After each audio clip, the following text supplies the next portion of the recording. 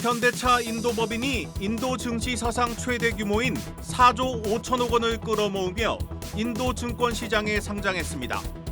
기념식에 참석한 정의선 회장은 인도가 곧 미래라고 말했습니다. 미국 대선에서 트럼프 전 대통령이 승리할 가능성이 높아지자 금융시장이 긴장하고 있습니다. 이른바 트럼프 트레이드로 미국 국채 금리가 급등하고 달러는 강세를 보이고 있습니다. 한국은행의 기준금리 인하에도 은행 주택담보대출 금리는 오히려 상승하고 있습니다. 금융당국이 가계대출 관리를 위해 은행들의 폭리를 묵인하고 있다는 비판이 나오고 있습니다. 우리 수출이 정점을 찍고 내려올 것이란 일부 우려에도 불구하고 뚜렷한 성장세를 이어가고 있습니다. 정부는 4분기에도 수출 성장이 계속될 것이라고 밝혔습니다.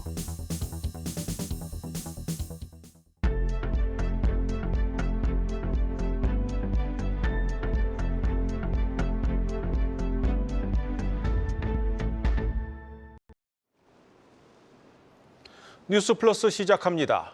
현대차 인도 법인이 오늘 인도 증시 역사상 최대인 4조 5천억 원을 끌어모으며 인도 시장에 상장했습니다.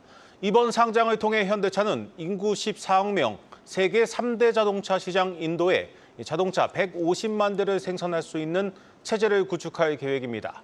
오늘 상장 기념식에 참석한 정의선 회장은 인도가 곧 미래라고 말했습니다. 취재 기자와 자세히 알아보겠습니다. 산업부 강미선 기자 나왔습니다.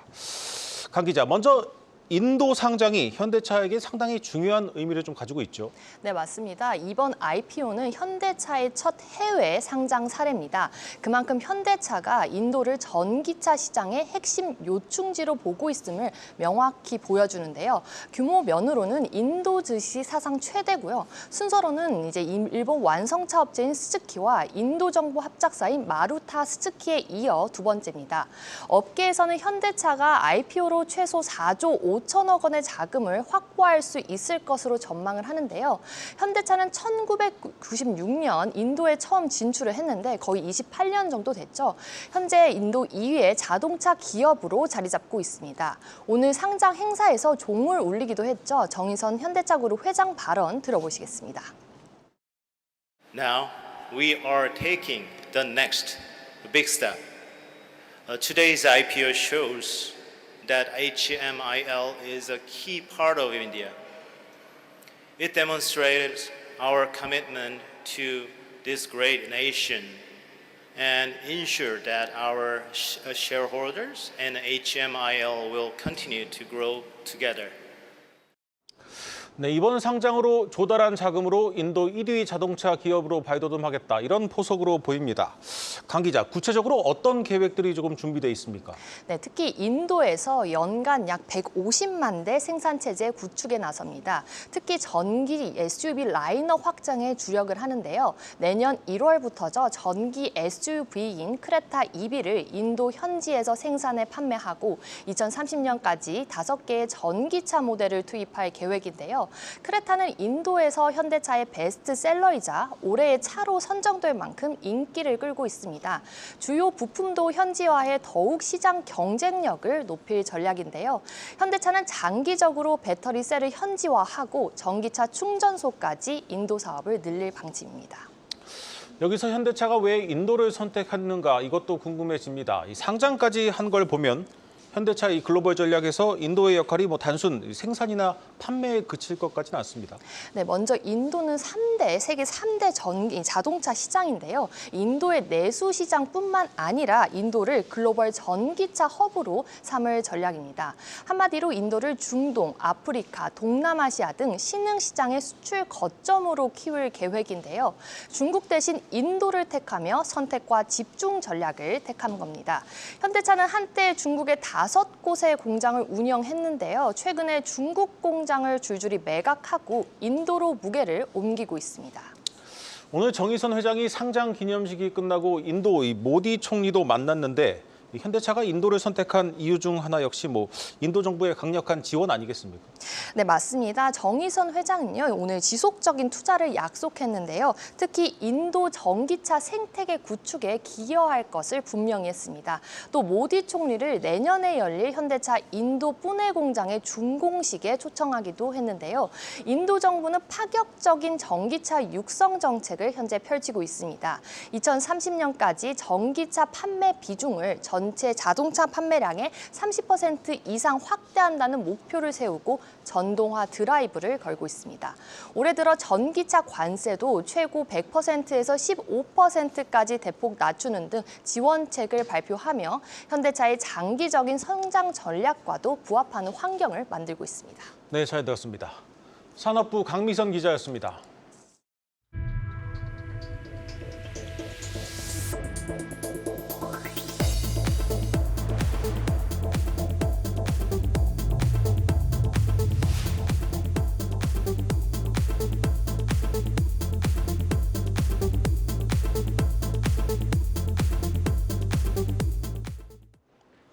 한국은행의 기준금리 인하에도 은행 주택담보대출 금리는 오히려 오르고 있습니다. 동시에 예금금리는 내리고 있는데 이 가계부채관리라는 명분 아래 은행들 배만 불리고 있는 건 아닌지 모르겠습니다.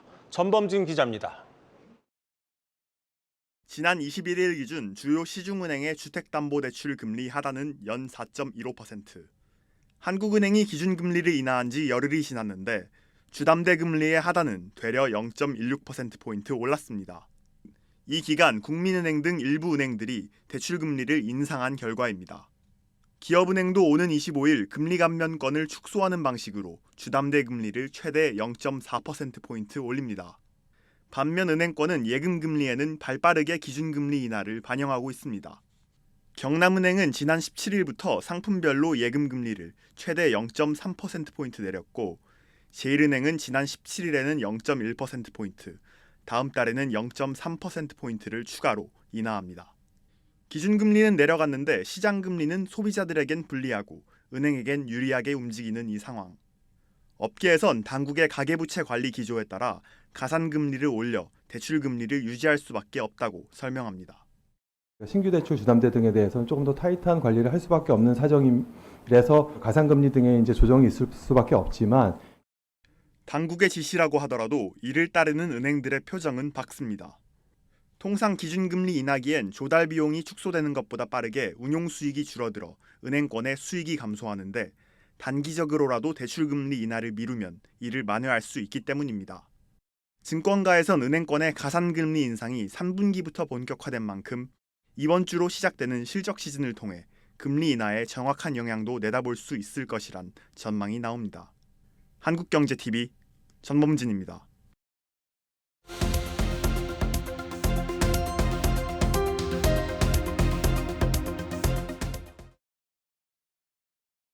오늘은 제19회 전자 IT의 날이자 17번째를 맞는 반도체의 날입니다. 올해 역대 최대 수출액 달성이 확실시되는 가운데 정부 역시 전폭 지원을 약속했는데요. 수출 동향 점검회의를 주재한 박성택 산업부 차관, 막판 스퍼트를 올려야 한다고 말했습니다. 글로벌 경제 상황의 불확실성이 크지만 우리 수출은 우상향을 이어가고 있다는 판단이죠. 실제로 9월 기준 연간 누적 수출액은 지난해 같은 기간보다 9.6% 높습니다. 기존 최대 기록까지 1,800억 달러가량 남은 셈이죠. 이미 지난해 전체 수출 실적을 넘어선 반도체가 효자 노릇을 톡톡히 해내고 있습니다. 2위 수출 품목인 자동차 역시 2년 연속 최고 실적 갱신을 눈앞에 두고 있고요. 문제는 앞으로입니다. 이달 들어서 20일까지의 수출액이 지난해 대비 줄어들면서 플러스 행진이 끝나는 게 아니냐는 거죠. 일하는 날이 적었고 또 수출이 본격적으로 반등한 게 지난해 4분기부터라 기저효과가 사라졌다는 설명입니다. 그럼에도 불안감을 떨칠 수 없는 건 커지는 반도체 위기론 때문인데요. 외국인 투자자들은 반도체 대장주 삼성전자를 줄곧 내다파는 중인데 지난달 3일부터 오늘까지 30거래일 연속 총 12조 원어치 육박하는 물량을 내던졌습니다. 커지는 트럼프의 귀환 가능성도 변수인데요. 미국을 시작으로 기준금리를 내리면서 소비 심리가 회복될 것으로 기대하지만 트럼프 정권이 들어서면 이마저도 쉽지 않을 것으로 보입니다. 수출 실적이 내수 회복으로 이어지길 기다리는 우리 정부로서는 좀처럼 올라가지 않는 경기 온도가 답답한 상황이죠. 2분기 실질 GDP가 뒷걸음칠 가운데 24일 나오는 3분기 수치가 경기 반등의 가늠자가 될 전망입니다. 지금까지 세종 스튜디오였습니다.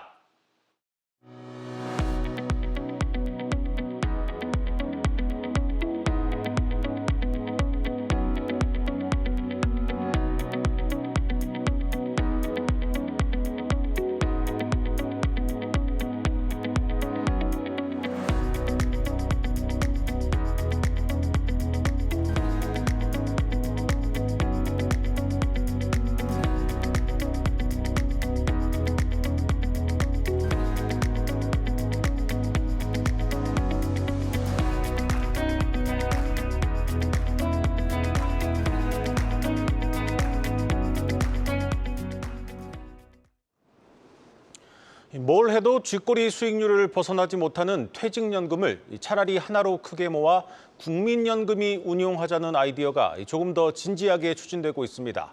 이른바 기금형 퇴직연금이라고 부르는데 야당이 발의한 법안을 여당도 긍정적으로 보고 있고 정부도 동참하는 분위기여서 현실이 될 가능성이 그 어느 때보다 큽니다. 하지만 이 밥그릇이 사라질 위기를 맞은 이 금융회사들은 이 국민연금의 등장을 반대하고 있습니다. 취재 기자와 자세히 들여다보겠습니다. 증권부 김대현 기자 나왔습니다. 김 기자, 이 도대체 좀 사정이 어떻길래 이 퇴직연금까지 국민연금이 맡아야 한다는 얘기가 나오는 겁니까? 퇴직연금 수익률이 너무 낮기 때문입니다. 퇴직연금 수익률이 물가 상승률조차 따라가지 못할 정도로 저조해서 노후소득 보장 기능이 미약하다는 지적이 잇따르고 있는데요. 퇴직연금 적립금을 관리하고 운용하는 방식을 크게 두 가지로 구분할 수 있습니다. 하나는 국민연금 기금운용본부와 같은 전문가들로 구성된 별도의 중개 조직이 이 가입자 대신 적립금을 관리하고 은행이나 증권, 보험사 등 퇴직연금 사업자를 상대하는 기금형이고요. 다른 하나는 가입자가 퇴직연금 사업자와 직접 계약을 맺고 알아서 투자 상품을 골라 운용하는 계약형입니다. 현재 정치권을 중심으로 투자 전문가 집단이 퇴직연금을 관리하고 운용하는 기금형 제도를 도입하자는 움직임이 급물살을 타고 있습니다. 동시에 국민연금도 이 퇴직연금 사업자로 참여시켜서 수익률 경쟁을 유도하자는 것이 정치권과 정부의 생각입니다. 그렇다면 뭐 단순히 숫자로 비교한다는 게 무리는 있겠지만 이 국민연금과 퇴직연금의 수익률 차이는 얼마나 됩니까? 네, 수치로만 단순 비교하면 3배 이상 차이가 납니다. 최근 5년 동안 국민연금은 7%에 육박한 운용 수익률을 냈지만 퇴직연금은 같은 기간 수익률이 2.35%에 불과합니다. 하지만 애초에 국민연금과 퇴직연금의 수익률 비교는 어불성설이라는 지적이 나오고 있습니다. 두 연금의 운용 주체가 다르기 때문인데요. 국민연금은 기금운용본부처럼 투자 전문가 집단이 맡아서 운용하고 있고요. 우리나라 퇴직연금은 근로복지공단이 운영하는 푸른씨앗을 제외하면 가입자가 스스로 적립금을 운용하고 있습니다. 현재 국내 퇴직연금은 퇴직연금 사업자, 즉 금융회사가 개인의 퇴직연금을 직접 운용할 수 없는 구조인데요. 전문가와 개인, 즉 동일선상에서 비교할 수 없는 기울어진 운동장에서의 싸움인 셈입니다. 네, 설명대로 이 기울어진 운동장이니 전문가 집단인 국민연금이 개인을 대신해 퇴직연금을 운용해 주는 게 더 낫겠다 이런 생각도 듭니다. 그런데 아무래도 개인들은 조금 더 좀 보수적으로 운용을 하다 보니 수익률이 이렇게 낮은 것 아니겠습니까? 네, 맞습니다. 퇴직연금은 투자 정보가 부족한 개인이 운용하다 보니 원금 손실 우려가 큰 실적 배당형이 아닌 원리금 보장형을 택하는 경우가 대다수입니다. 실제로 퇴직연금 적립금 382조 4천억 원 중 87.2%가 원리금 보장형인 것으로 나타났습니다. 주식 등 실적 배당형 비중은 12.8%에 그쳤는데요. 반면 전문가 집단이 운용하는 국민연금은 위험 자산에 적극적으로 투자하고 있죠. 지난 7월 말 기준 국민연금 포트폴리오를 살펴보면 주식과 채권, 대체 투자 등에 분산 투자하면서 중수익, 중위험 성격을 띠고 있는데요. 올해 수익률이 9.88%입니다. 네, 점점 더 국민연금이 퇴직연금 사업자 중 하나가 되는 게 좀 괜찮아 보이는데 그런데 당연히 좀 이 밥그릇 문제가 걸린 금융회사들은 반대를 하고 있죠. 네, 그렇습니다. 정부가 추진 중인 기금형 퇴직연금 제도가 도입되면 은행, 증권사 등 민간 금융회사들도 퇴직연금을 직접 맡아 관리할 수 있는 겁니다. 문제는 현재 정부가 국민연금도 퇴직연금 사업자가 되는 것을 동시에 추진하는 점이죠. 현재 은행과 보험, 증권사 등 기존 퇴직연금 사업자들이 국민연금이 국민연금이 경쟁자가 되는 것을 결사반대하고 있습니다. 업계에서는 국민연금이 기금형 사업자 지위를 얻게 될 경우 대부분 가입자가 운용 수익률이 높은 국민연금으로 갈아탈 가능성이 크다고 우려하는데요. 특히 기금형 제도로 바뀌면 현재 쌓아놓은 수탁금을 통합기금운용기구에 넘긴 후 입찰 등을 통해 다시 수탁해야 하는 것도 문제점으로 꼽습니다. 전문가들은 기금형을 도입하되 계약형이나 기금형을 병행하는 선진국처럼 여러 기금을 개인이 선택할 수 있도록 하고 공공과 민간이 경쟁하는 시스템을 도입해야 한다고 강조하는데요. 인터뷰 직접 들어보시죠.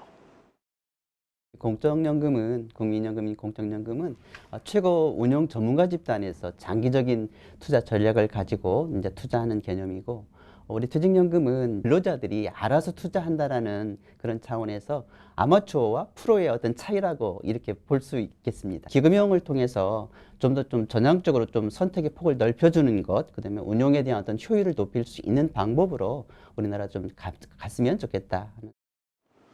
이 증권사나 은행, 보험사들이 국민연금의 등장을 반대하는 건 이 국민연금의 수익률이 자신들보다 더 높을 것이란 이 걱정 때문일 겁니다. 그런데 그것이 이번 입법의 취지인 것 같습니다. 지금까지 증권부 김대현 기자였습니다.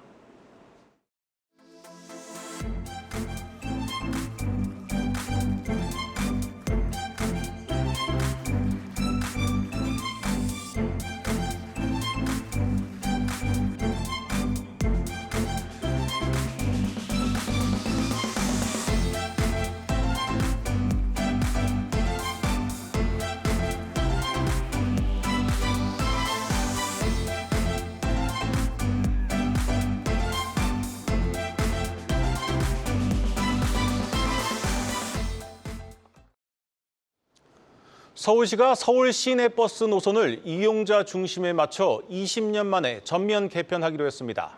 앞으로는 서울 시민 누구나 걸어서 5분 안에 대중교통에 접근할 수 있도록 할 계획입니다.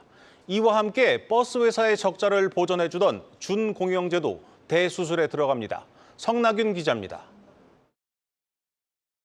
통근 통학하는 서울 시민은 대중교통을 타기 위해 평균 15분을 걷습니다.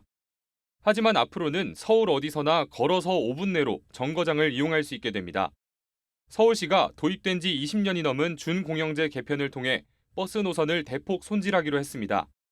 경제활동이 변화함에 따라서 늘 탄력적으로 대응을 해야 되는데 그동안 종합적인 변화는 즉시 하지를 못했습니다. 서울 시민들의 생활 패턴과 교통 수요를 반영하지 못했던 버스 노선을 20년 만에 전면 개편하고 재조정하겠습니다. 서울버스조합도 개선 필요성에 공감한다며 노선 개편을 위한 준비 과정에 이미 착수했다고 밝혔습니다. 서울시는 지역마다 다른 탑승객의 수요에 맞춰 탄력적으로 운영할 방침입니다. 2층 버스는 이용자가 많으면서 곡선 구간이 적은 노선에 중점 투입하고 자율주행 버스는 새벽 심야 시간대 노동인구 탑승이 많은 구간에 공급합니다. 사회복지시설 밀집 지역 등 고령 인구가 많은 곳에는 일종의 콜버스인 DRT 버스를 제공합니다. 운수회사의 자발적 경영 혁신을 유도하기 위해 운송 수지를 정산한 후 전액 보전해주는 것이 아닌 미리 계산한 예상 적자분만 지원합니다. 또 민간 자본이 준공영제를 이용해 과도한 수익을 추구할 수 없도록 사전 심사제를 신설하고 차고지 매각을 제한합니다. 한마디로 말해서 돈 벌러 들어오지 못하게 하겠다는 겁니다. 사모펀드라고 하는 것은 돈을 벌기 위해서 들어오는 것인데 돈 벌 길을 차단을 해야 엄두를 못 내겠죠. 다만 교통소외 지역까지 노선을 배치하면 사업성이 떨어질 수 있다는 지적도 적지 않습니다. 이에 대해 서울시는 철도와 광역, 시내, 마을, 수요 맞춤 버스 등 여러 종류의 대중교통을 활용해 보다 촘촘히 교통망을 구축할 수 있다고 설명했습니다. 새롭게 개편된 서울 버스 노선은 오는 2026년 초부터 적용될 예정입니다. 한국경제TV 성나균입니다. 반려동물을 기르는 사람들이 갈수록 늘고 있지만 반려동물 보험 가입률은 좀처럼 높아지지 않고 있습니다. 비싼 보험료가 걸림돌인데 문제는 보험료를 낮추려면 풀어야 할 과제가 한두 가지가 아니라는 점입니다. 박찬휘 기자입니다. 우리나라 반려인구는 약 1,500만 명으로 전체 인구의 29%에 달합니다. 자료 집계 이래 사상 최고치입니다. 그러나 펫보험 가입률은 해외 국가와 비교해 1.5%로 매우 저조합니다. 펫보험 시장을 다음 먹거리로 낙점한 보험사들이 입원, 수술비, 장례 서비스 등 다양한 보장을 담은 상품을 선보였지만 보험료를 상대적으로 높게 책정했기 때문입니다. 반려동물 치료 비용은 100% 비급여이기 때문에 치료 비용 굉장히 비싸다. 치료 비용이 비싸면 보험료도 비쌀 수밖에 없잖아요. 올 상반기 기준 5대 손해보험사 평균 펫보험료는 45,000원 수준으로 1인당 월 평균 보험료와 비슷한 수준입니다. 여기에 반려동물의 나이가 많거나 과거 병력이 있다면 비용은 더 증가합니다. A 손해보험사의 경우 8세 강아지의 펫보험료는 10만 원까지 늘어났습니다. 특히 반려동물 의료기관에는 수가 기준이나 표준 진료 코드가 아직 정립되지 않아 같은 병이라도 발생하는 진료비가 천차만별입니다. 펫보험료 부담을 덜기 위해 카카오페이는 지난 7월 펫보험 비교 추천 서비스를 출시했지만 보험료가 통일되지 않은 만큼 펫보험 가입률 증가로 이어지지 못했습니다. 이에 다음 달 관련 서비스 출시를 앞둔 네이버페이 역시 뚜렷한 성과를 거두지 못할 것이란 지적이 나옵니다. 진료 코드 표준화라든지 진료 수가 적립이라든지 이런 부분이 필요할 것으로 보이고 업계에선 펫 의료 수가 적립, 표준 진료 코드 마련, 동물병원 진료부 공개 등 근본적인 문제 해결이 선제적으로 이행돼야 한다는 입장입니다. 한국경제TV 박찬유입니다.